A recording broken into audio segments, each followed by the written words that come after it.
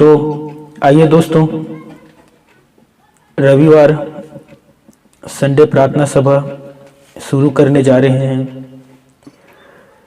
पिता परमेश्वर को सारा आदर, महिमा, गौरव, सम्मान अपने हृदय से देने जा रहे हैं। तो आइए मिलकर हम पिता परमेश्वर के पहले स्तुति गान करेंगे, फिर पवित्र शास्त्र वचन पर जाकर मनन करेंगे, देखेंगे।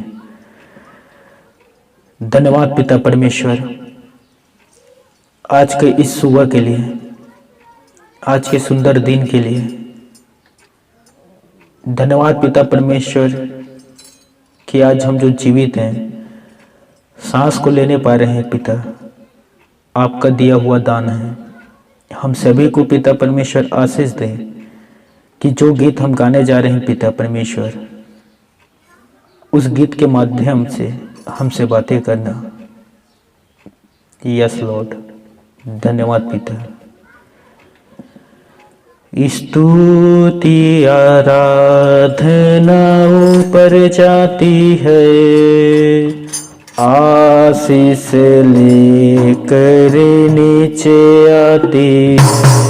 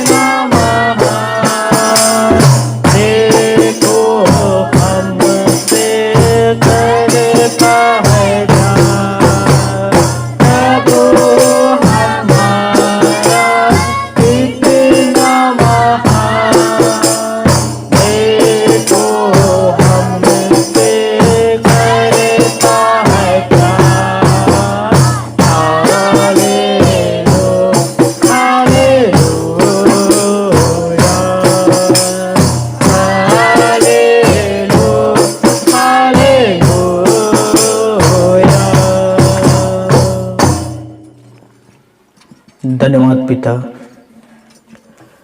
शुक्र है पिता परमेश्वर, विनती प्रार्थना को उत्तर देने वाले पिता परमेश्वर, शुक्र है आसमानी पिता परमेश्वर, हमसे संगति जो आप रखते हैं, हमसे बातें करने के लिए, ईश्वरीय प्रकाशन देने के लिए, हर एक बातों के लिए पिता परमेश्वर हम आपका धन्यवाद करते हैं। और प्रार्थना है पिता परमेश्वर, हम सभी से जितने आराधना के गीत गा रहे हैं प्रभु, आशीष और बरकतों से भर दे। Yes Lord, thank you Jesus. शुक्र है प्रभु, धन्यवाद यीशु। तेरे लहू से मुझे धो ले तू प्रभु, पूरे तौर से अभी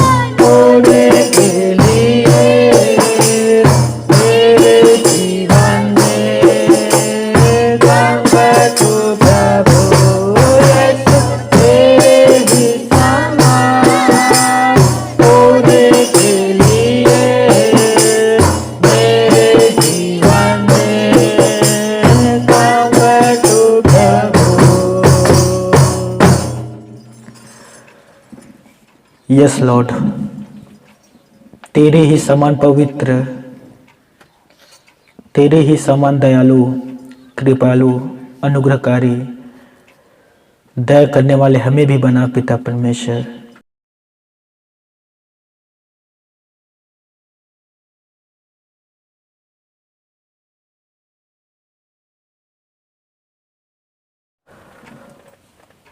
सबको जय मसीह की।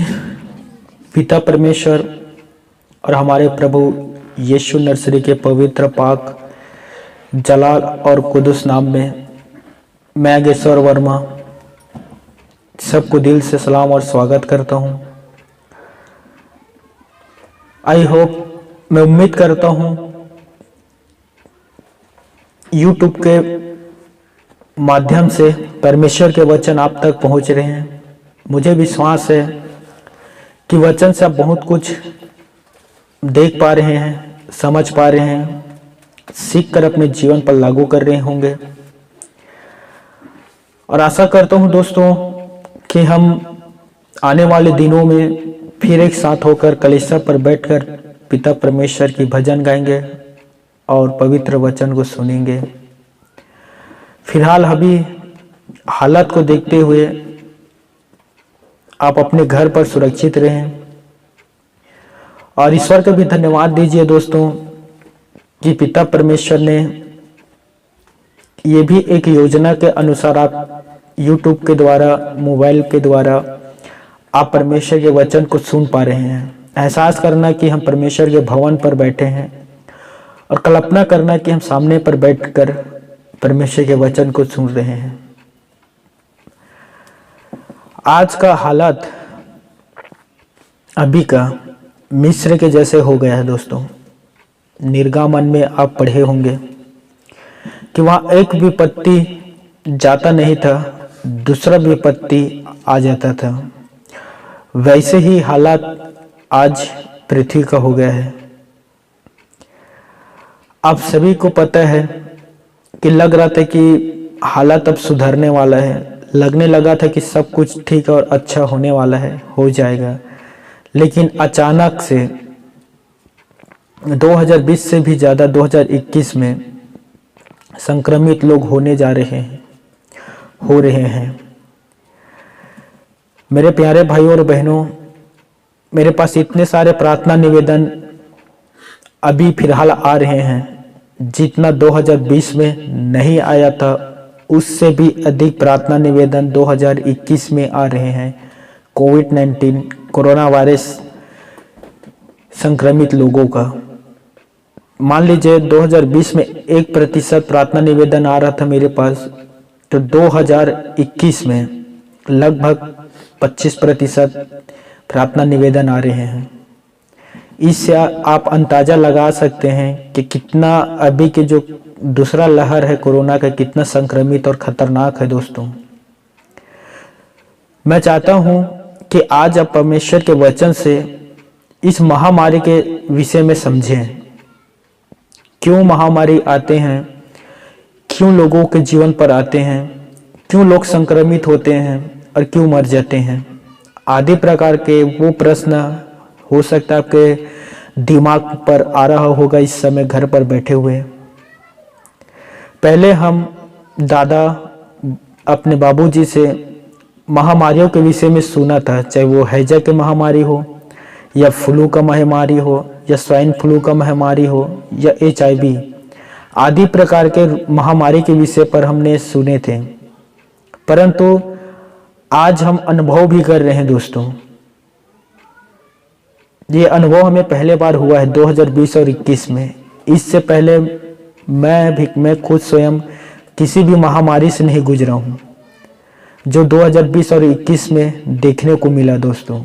सोचिए ना, कैसे लोगों को संक्रमित कर देता है, लोगों के अंदर डर उत्पन्न कर रहे हैं और सुरक्षित रहने के लिए, परिवार को सलामत रखने के लिए हमें घर से बाहर जाने की जरूरत नहीं है। इम्पोर्टेंट महत्वपूर्ण काम है तो ही घर से बाहर जाते हैं। पहले लोग कहते थे कि वैक्सीन कब बनेगा, वैक्सीन दवाई का इंतजार था।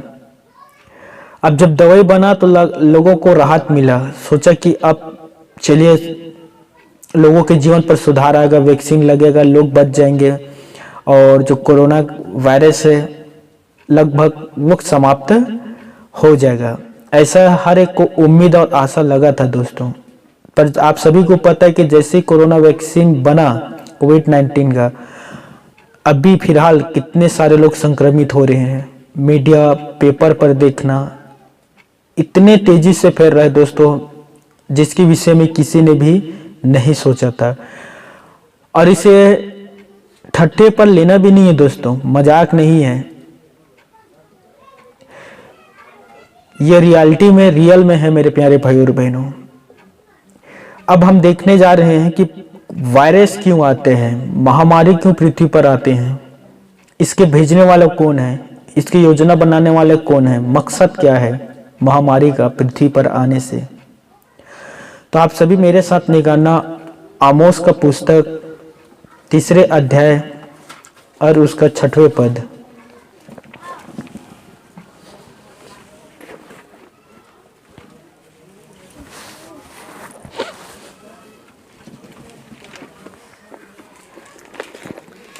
ये आपको पुराने नियम पर मिलेगा।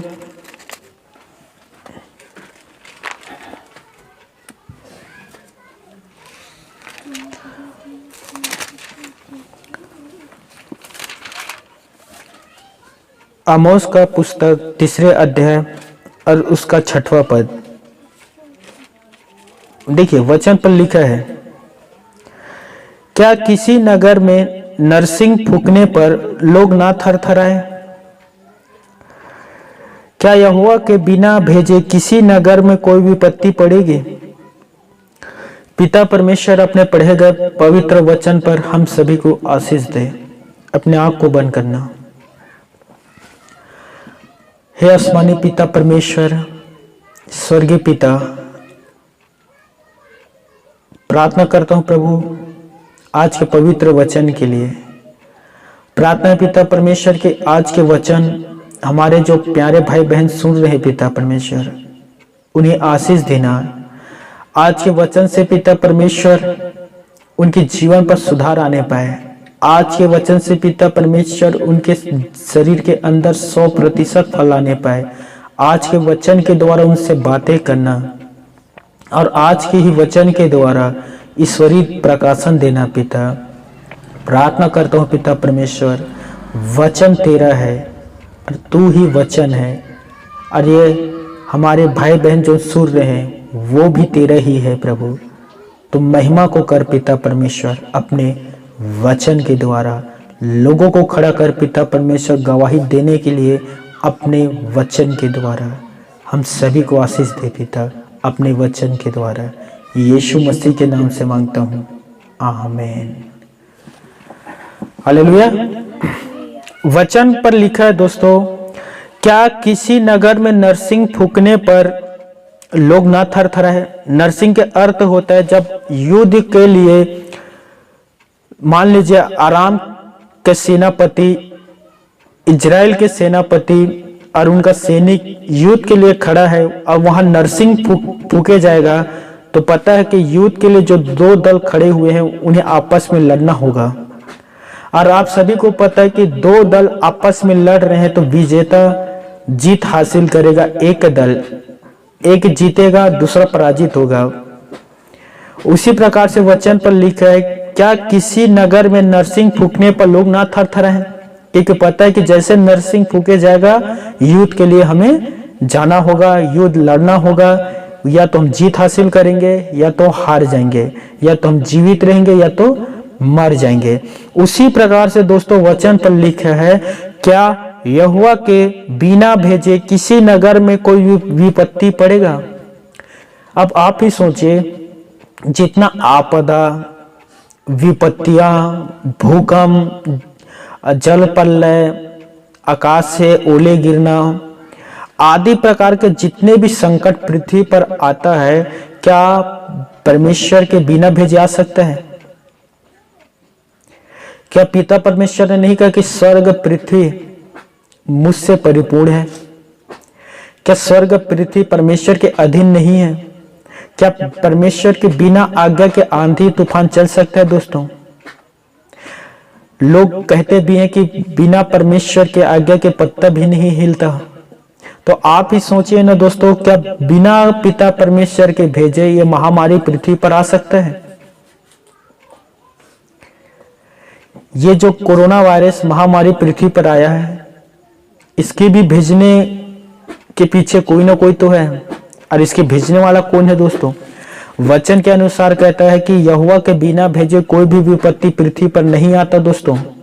आपको याद होगा जब पिता परमेश्वर ने मिस्र पर 10 विपत्तियां भेजे थे, वो परमेश्वर की ओर से था।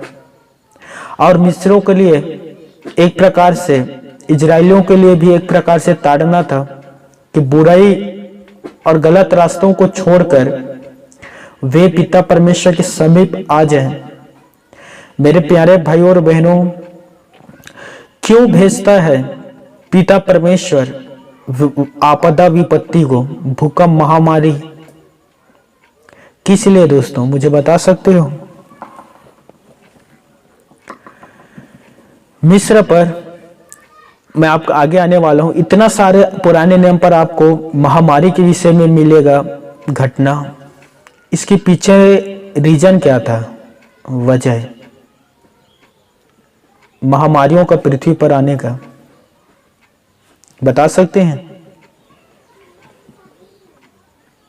ताकि लोग सुधरें, ताकि लोग गलत रास्तों से बाहर निकल आए, ताकि लोग पाप ना करें। इसलिए पिता परमेश्वर जिससे प्रेम करता है दोस्तों, उसे सुधारने और ताड़ना देने के लिए पिता परमेश्वर संसार पर आपदा, महामारी, विपत्तियां भेजते हैं ताकि वे पिता परमेश्वर के पास आ जाए। जैसे उदाहरण के लिए सिंपल सा उदाहरण है, मान लीजिए आपके कोई बेटा या बेटी है और वो गलत काम कर रहे हैं, और आपको पता है कि मेरे बेटी या मेरा बेटा गलत काम कर रहे हैं, तो आप उसे सुधारने की कोशिश करेंगे। हो सकता है उसके लिए आप उसे डांटें, या हो सकता है कि आप डंडे या छड़ी का इस्तेमाल करें ताकि वो सुधर जाए। बाइबल पर लिखा है कि पिता परमेश्वर मनुष्यों से प्रेम करता है और उसे गलत रास्तों से बचाने के लिए पिता परमेश्वर उन्हें सुधारने के लिए ताड़ना देता है। वो पृथ्वी को ताड़ना देता है दोस्तों, ताकि लोग सुधर सकें।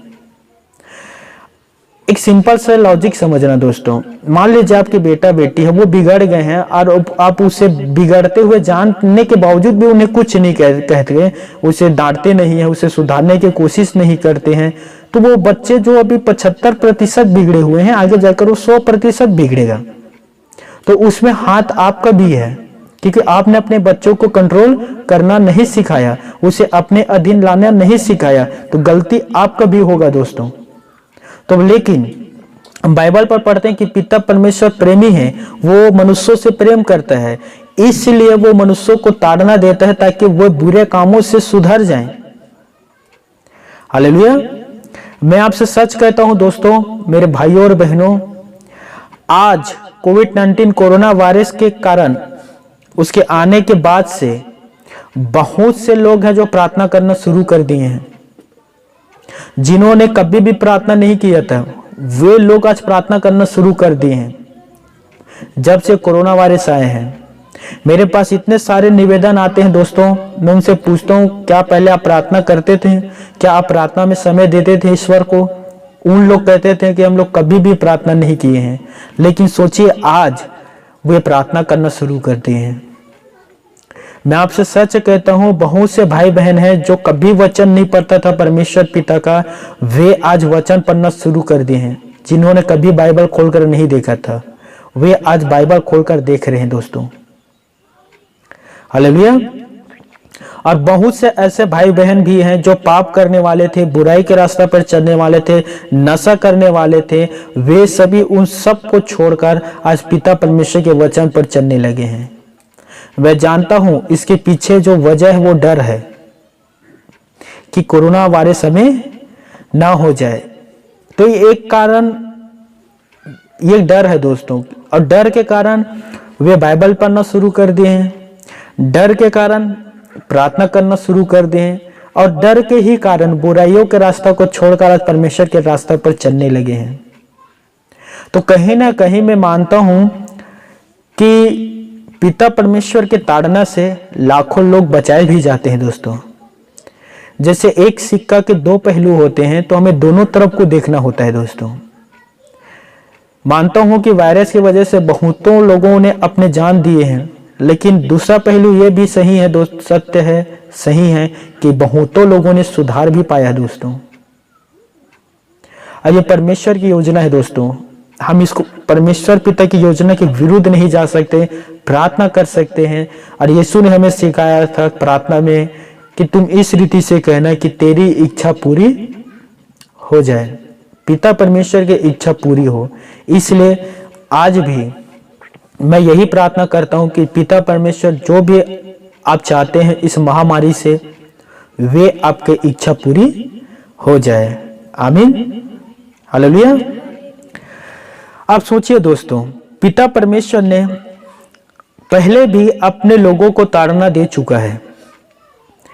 यदि आप पवित्र शास्त्र बाइबल पढ़ते हैं, वहां आपको पढ़ने से यह ज्ञात होगा कि ये महामारी जो अभी संकट का समय दोस्तों, ये पहला नहीं है, आरंभ नहीं है दोस्तों। इससे भी पहले पृथ्वी पर बहुत सारे महामारी आ चुके हैं। हम बाइबल से संबंधित कुछ महामारी के विषय में देखेंगे दोस्तों। जैसे ये आपको मिलेगा गिनती 21वें अध्याय और उसका 4 पद से लेकर 9 तक।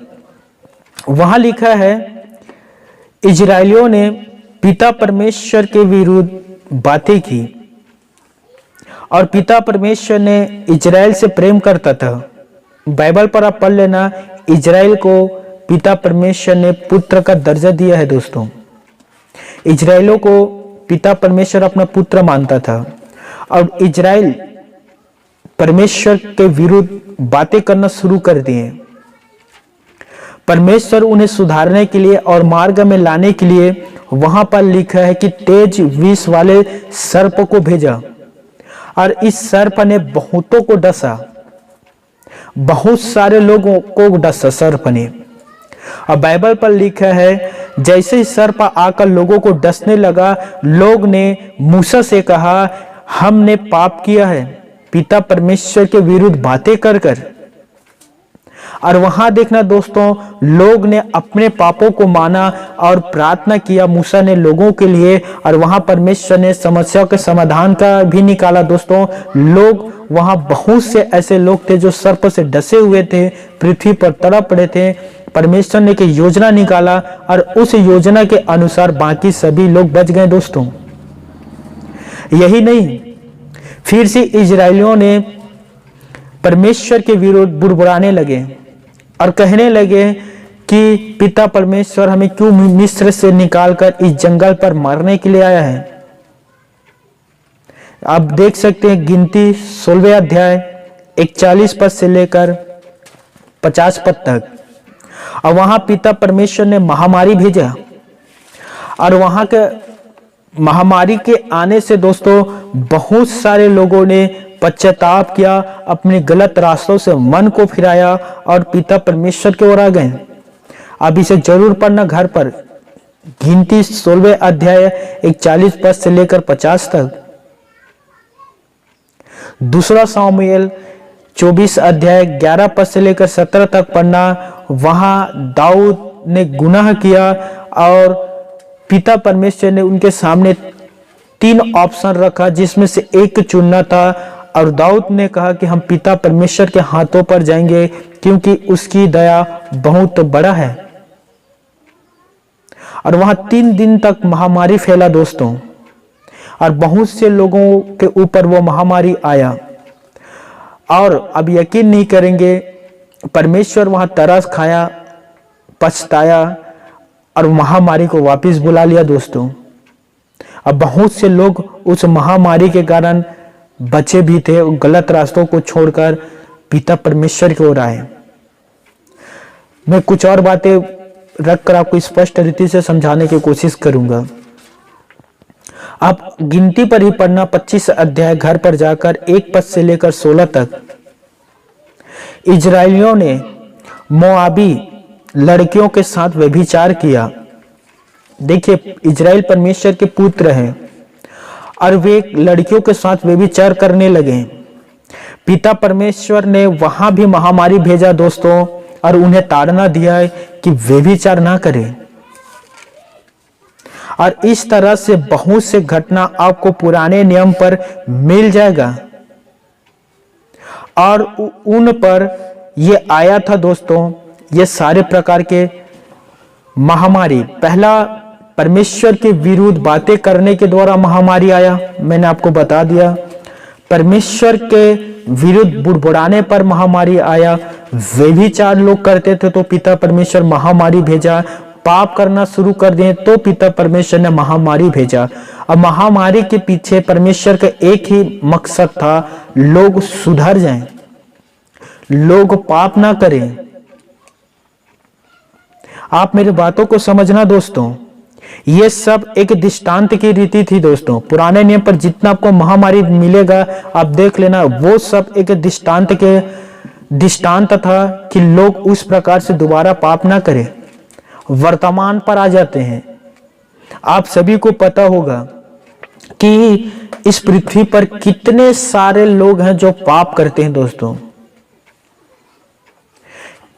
एक सर्वे के अनुसार, हो सकता है समय कुछ ज्यादा कम हो सकता है, 20 मिनट में एक लड़कियों के साथ या महिलाओं के साथ, बच्चों के साथ शोषण होता है दोस्तों, हर 20 मिनट में। सोचिए, भारत देश में शराब का लत लोगों को इतना चढ़ चुके हैं, पड़ोसी के बैरी हो चुके हैं, भाई भाई के विरुद्ध गुनाह कर रहे हैं।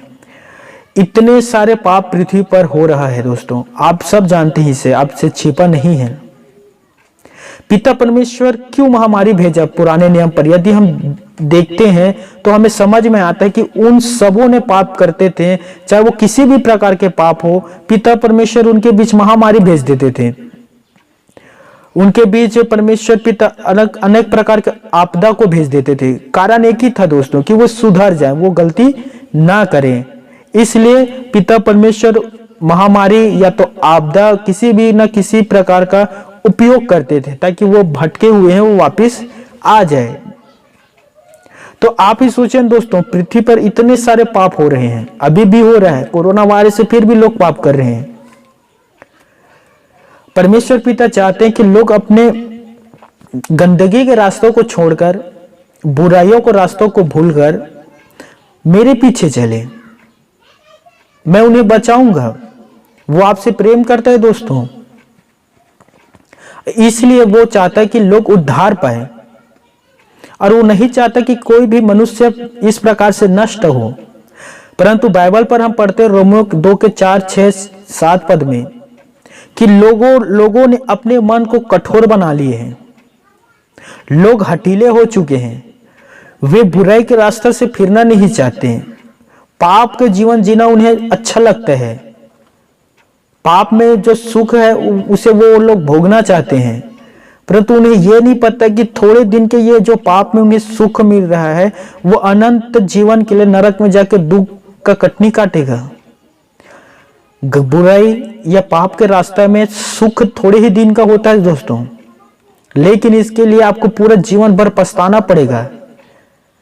अभी आपके पास समय है मेरे प्यारे भाई और बहनों। पुराने नियम पर जितना आपको महामारी विपत्तियां पड़ेगा, देख लेना, कोई ना कोई कारण था दोस्तों, जिसके कारण उन पर वे संकट आया था। अब आप सोच रहे होंगे, फिर नया नियम पर क्यों कोई भी महामारी के विषय में घटना नहीं है? नए नियम पर किसी भी पद या वचन पर महामारी आया था यीशु मसीह के समय करके नहीं बताया गया है। यीशु ने कहा था दोस्तों, आप देखना, लूका रचित सुसमाचार अध्याय 21 और उसका 11 पद, वहां यीशु ने कहा था, बड़े बड़े भूकंप होंगे, जगह जगह अकाल पड़ेंगे और महामारियां आएगी। यीशु के समय महामारी नहीं आया था, लेकिन यीशु मसीह ने यह बात कह दिया गया था कि मेरे पृथ्वी पर से जाने के बाद पृथ्वी पर ये सारे घटने होंगे, भूकंप आएंगे जो आ चुका है, आप न्यूज पर देखे होंगे। अकाल पड़ेगा, बहुत से राज्य पर अकाल पड़ा हुआ है। और यीशु ने कहा कि महामारियां आएंगे, और आपको पता है कि आज कोरोना वायरस कोविड-19 महामारी पृथ्वी पर है। और 2020 वर्ष पहले ही यीशु मसीह ने इन सभी घटना को बता दिया गया था दोस्तों कि इस प्रकार से घटना पृथ्वी पर घटेगा, जिसे आप अपने आंखों से आज देख सकते हैं। मेरे प्यारे भाइयों और बहनों, हमें चाहिए और हमें होना भी चाहिए दोस्तों, सावधान हो जाएं और इन प्रकार के घटनाओं को देखकर दूसरे के ऊपर नजर लगाने से पहले हमें स्वयं अपने ऊपर अपने आप को देखना है दोस्तों। वो समय नहीं रह गया दोस्तों कि हम दूसरे के विषय में बात करें। वो समय आ गया कि हम अपने आप को जांचें और पिता परमेश्वर के साथ अपने जो मेल मिलाप है उसे सही रीति से कर लें। अभी समय है कि हम पिता परमेश्वर के सामने दीन और नम्र होकर प्रार्थना करें। अभी वो समय आ गया है दोस्तों कि सिर्फ प्रार्थना ही है जो हमें संभाल सकता है। अभी वो समय की प्रार्थना में हम जितना बैठेंगे हमारा आशा और विश्वास बढ़ेगा। हालेलुया, प्रभु की और प्रभु की महिमा हो, आमीन। हम सभी के पास एक रास्ता है दोस्तों अनंत जीवन के लिए। मैं कोरोना वायरस से बचने के लिए नहीं कह रहा हूं दोस्तों। हो सकता है कोरोना वायरस विश्वासों के जीवन पर भी आ जाए, वे आपके शरीर को नष्ट या चोट पहुंचा सकता है, परंतु मैं आपके सामने एक रास्ता रख रहा हूं, वो रास्ता अनंत जीवन के लिए। और वे आपके माफ करना आपको नष्ट नहीं कर सकता। आप अमर रहेंगे पिता परमेश्वर के साथ। इसलिए मैं आपके सामने एक रास्ता रख रहा हूं। अपने अपने पापों को यीशु के सामने रखें, अपने पापों का अंगीकार करें। जो अपराध गुनाह आपसे हुआ है, चाहे जानबूझ के आपने किया हो या अनजाने में किया हो, लेकिन जो भी आपसे हुआ है उसे आज ईश्वर के सामने रख दे दोस्तों। अनंत जीवन का यही एक रास्ता है कि हम अपने गुनाहों को पिता परमेश्वर के सामने रखें। वचन पर लिखा है दोस्तों, पहला यूहन्ना के पत्री पहला अध्याय 9वें पद,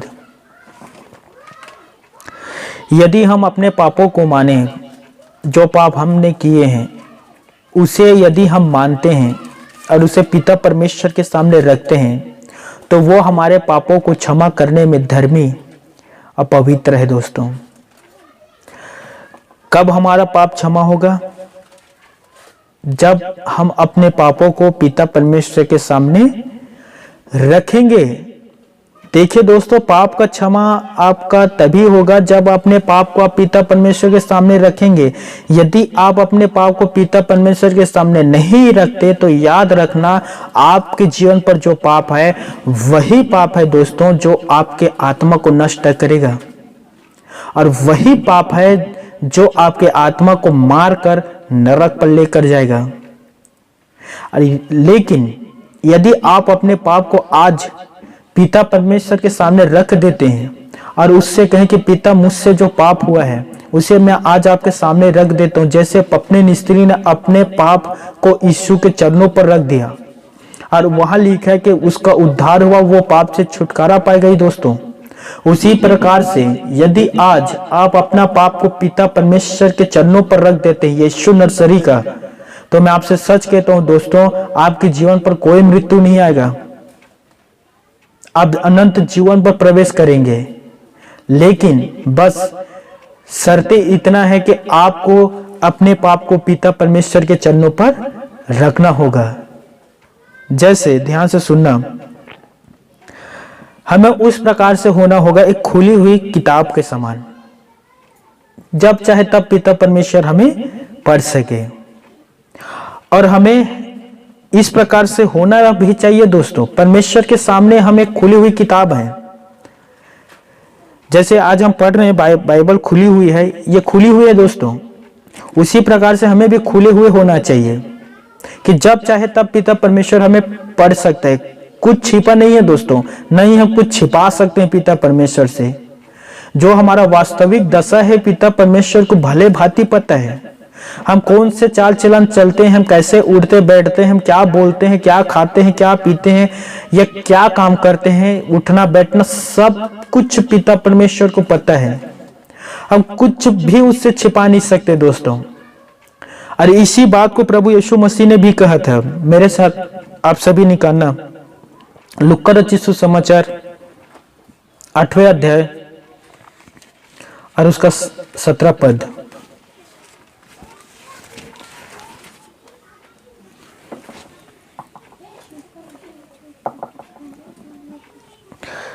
वचन पर लिखा है, कुछ छिपा नहीं जो प्रकट ना हो, और ना कुछ गुप्त है जो जाना ना जाए और प्रकट ना हो।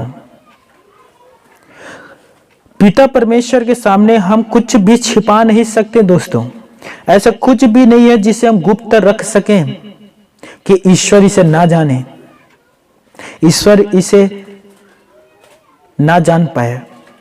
अब कुछ भी छिपा और गुप्त नहीं रख सकते दोस्तों पिता परमेश्वर के सामने।